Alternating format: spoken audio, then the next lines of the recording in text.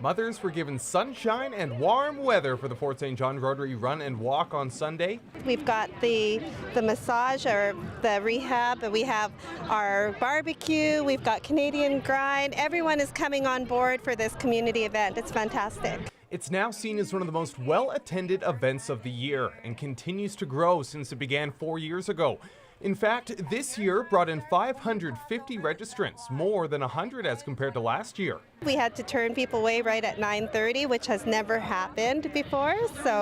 And it's probably the best turnout that we've seen in the 4 years that we ran this. Having 550 people registered before the Kids Dash numbers come in is pretty amazing. But this town is pretty active, so I'm pretty impressed with everybody coming out today. The event is in support of the Women's Resource Society, and although it will take some time to calculate the final numbers, they will likely be well over last year's mark of 8,000. I find that anything that calls on the community to kind of come together, support local groups like the Rotary and the Women's Shelter, I find really gets everybody together as a community.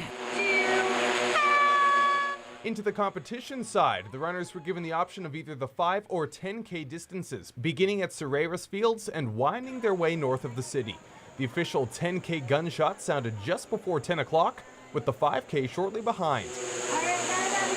A little more than 20 minutes later, the first few runners began trickling their way to the finish line. Craig Stanley topped the 5K pack, and Mark Rahurchuk leading those in the 10K.